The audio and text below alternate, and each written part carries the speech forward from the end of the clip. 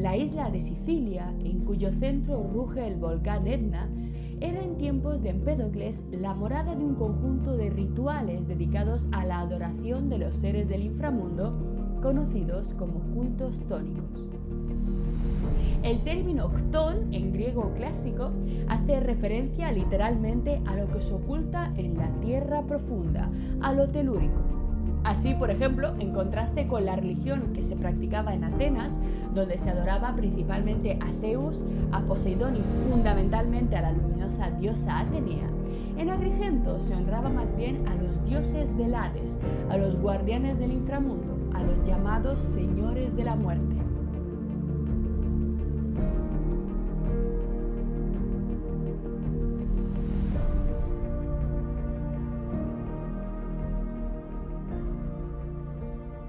Los griegos que habitaban esta hermosa isla al final del periodo arcaico pensaban que el cráter del Etna era literalmente uno de los más importantes portales de acceso al inframundo y por ello se sentían de alguna forma mucho más cercanos, mucho más conectados que ninguna otra región de toda la Hélade con estas divinidades oscuras del panteón olímpico.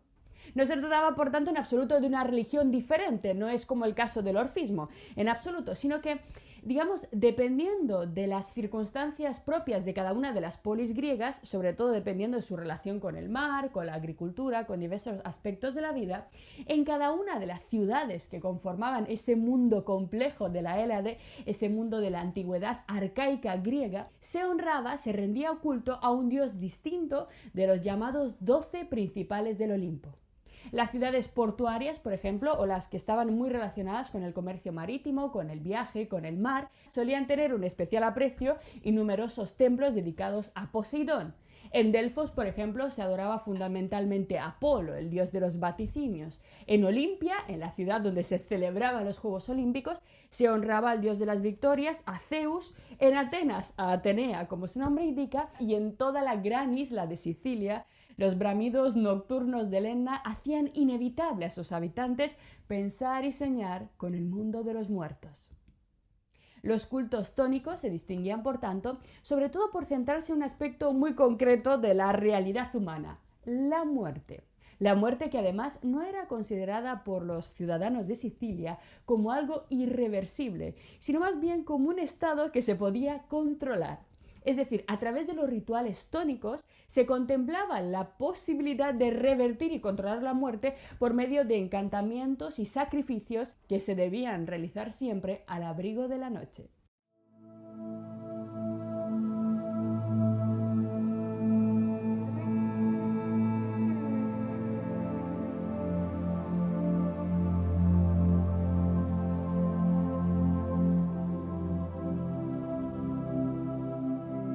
Así, frente al modelo clásico de sacrificio que hemos estudiado, si lo recordáis, en nuestra lectura de la Odisea, en el curso anterior, ese sacrificio que fue llevado a cabo por Néstor sobre un altar en honor a la diosa Atenea, pues en contraste con el modelo clásico de sacrificio, en los cultos tónicos, atentos, los animales nunca se podían sacrificar sobre un altar situado en alto, sino que necesariamente se les debía dar muerte sobre un pozo o sobre cualquier tipo de estructura que se adentrara en la tierra. Es decir, había que darles muerte sobre algo que canalizara sus bramidos, sus quejidos, que canalizara el sacrificio hacia el interior de la tierra, hacia el lugar donde habitaban los dioses de allí abajo. Para conectar con ellos, además, fijaros, no solamente había que sacrificar al animal sobre un pozo, sino que además se le debía incinerar completamente. Es decir, tanto la víctima del sacrificio como las ofrendas, el pan, las flores, las frutas que se solían aportar a la ceremonia de sacrificio, tenían que ser calcinadas literalmente por completo. Así, mientras que en el sacrificio clásico, como hemos visto, literalmente se chamuscaba un poco, se cocía el animal y después todos los miembros que habían asistido se daban un banquete, se comía literalmente al animal inmolado, de tal forma que a los dioses del Olimpo les bastaba simplemente con que les llegaran los vapores, el humo un poco chamuscado de la víctima. En los cultos tónicos se debía reducir al animal a cenizas y después los restos carbonizados debían enterrarse en la tierra para que su carne pudiera ser paladeada por los dioses del inframundo. Es decir, dado que el humo se eleva naturalmente hacia arriba, había que enterrar las cenizas del animal para que pudiera llegar al Hades. En toda la literatura clásica que ha llegado hasta nosotros, conservamos sin embargo muy pocos testimonios de estos cultos tónicos que nos sirvan para conocer algunos detalles. La isla de Sicilia, en la época de Empédocles, en la época arcaica, no dio muchos grandes escritores y por ello tenemos muy pocas referencias de sus tradiciones, de sus interpretaciones de la religión olímpica, por contraste a los numerosísimos detalles que encontramos de los cultos llevados a cabo en Atenas, ya que allí florecieron numerosos historiadores, filósofos y poetas. No obstante, un texto clave sí que ha llegado hasta nosotros. Se trata de las llamadas Argonáuticas, un poema épico de época helenística en el cual parece que conservamos el relato claro de los pasos de desarrollo de los cultos tónicos nocturnos. Fijaros, en este texto se nos cuenta que Jasón, para aplacar a la diosa Hécate, que es una de las diosas menores del inframundo, una de las diosas infernales, que era la encargada, fijaros, de controlar la brujería, a los fantasmas, la nigromancia y las hierbas venenosas. Pues bien, para aplacar su ira por un problemilla que habían tenido entre ellos, Jasón realiza el siguiente ritual nocturno. Tras bañarse a medianoche en una corriente de agua fría y vestido con una túnica oscura, Jasón cava un profundo pozo y ofrece en ese pozo una libación de miel mezclada con la sangre de la garganta de una oveja que acaba de sacrificar. Después de esto, incinera al animal en una gran pira junto a un pozo y tras terminar se retira del lugar sin mirar atrás. Esta idea de no volver a mirar atrás, como todos bien sabéis, está muy vinculada a varios ritos centrales de la religión olímpica vinculados con el inframundo, con el viaje al inframundo, con los descensos de varios héroes y personajes importantes de la mitología griega al inframundo, como por ejemplo el famosísimo mito de Orfeo y Eurídice, o, mucho más importante para nosotros, el mito fundacional de los cultos tónicos de Sicilia, que es el mito de Perséfone. El texto más importante en el que se recoge este bellísimo mito, este mito tan importante para los cultos tónicos de Sicilia, es el llamado Himno Homérico a Demeter, que vamos a leer para que veáis de qué modo estaba codificada esta narración en la mentalidad griega. Estos himnos eran las canciones, los poemas que se repetían y que se declamaban en las fiestas religiosas griegas. Concretamente, este corresponde a la religión practicada o a la versión olímpica de la religión practicada en Sicilia. Fijaros qué belleza de texto. Por ti, Demeter Augusta, entonamos este himno, y por Perséfone, tu hija, a la que Hades robó con el permiso de Zeus. Cuando en aquella ocasión, alejada de su madre, alegre jugaba con las hijas de Océano, a la par que cogía flores, azafrán, violeta, rosas y gladiolos, jacintos y narcisos delicados que la tierra hizo brotar para halagar a los dioses. Pero una brecha se abrió en la llanura de Nisa y de allí surgió el soberano con sus yeguas inmortales. Me encanta esta forma, fijaros. Se llama eufemísticamente a Hades el soberano. Pero ¿no es Zeus el verdadero soberano? No, porque los hombres a lo largo de su vida quizás se libren de Zeus, quizá jamás Zeus intervenga en nuestra suerte, pero de quien nadie se libra jamás es de la muerte. A Hades todos lo acabaremos mirando a los ojos en algún momento y por ello los griegos le llamaban el soberano, que surgió con sus yeguas inmortales. Fijaros, esta expresión nos recuerda claramente al poema de Parménides. Recordáis que esas yeguas eran las que habían llevado a Parménides al reino de la diosa, donde se revela la verdad. Así que esa idea parmenidia forma parte de la poética de la narrativa griega arcaica. Y continúa. Allí surgió el soberano con sus yeguas inmortales, el que fuera hijo de Cronos, y que tiene tantos nombres. Qué bonito. Hades es el hijo de Cronos, al igual que Zeus, es el hijo del tiempo. La muerte es el resultado del tiempo. Y que tiene tantos nombres. ¿Por qué Hades tiene muchos nombres?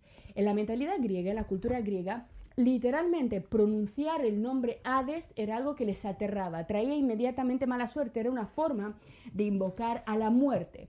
Y por ello normalmente se referían a él como el soberano, también como el invisible, y muchas veces se referían al dios del inframundo como Plutón, que es el nombre que tomarán posteriormente los romanos.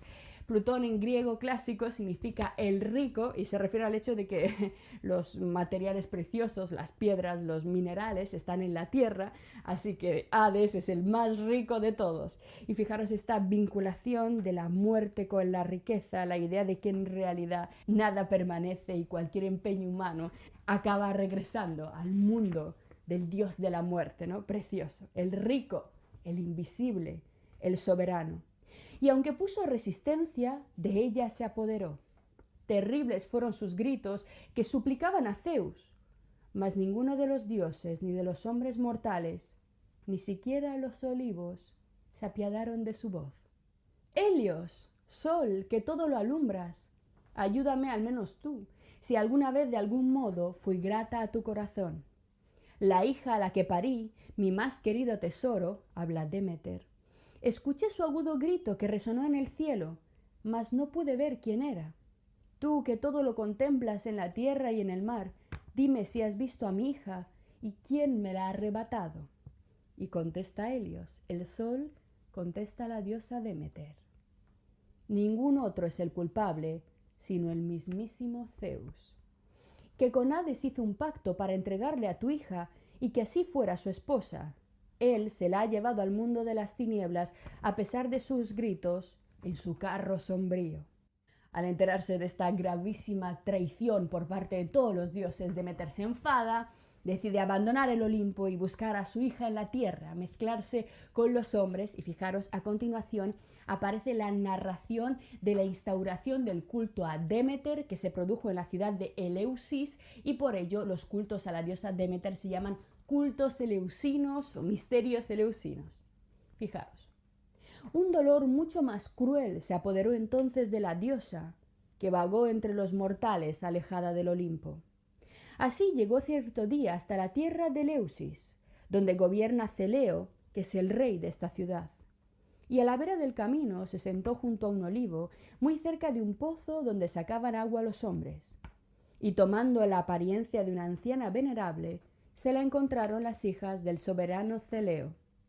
Yo soy la diosa Demeter, la que ofrece las cosechas, y dispongo que en mi honor se me levante un gran templo y un altar dentro de él al pie de la ciudadela, pues de ahora en adelante me rendiréis pleitesía. Directamente, ordena y manda. Literalmente les dice a las hijas que allí es donde ella quiere que se le instaure su templo. Y al decir estas palabras, mudó de aspecto la diosa, las metamorfosis de los dioses griegos. Se quitó la vejez y volvió a ser hermosa, una luz cegadora de su cuerpo salía. Por fin ordenó Celeo que construyeran un templo y un altar en su interior, como la diosa quería, y hasta que no lo acabaron, ningún hombre descansó.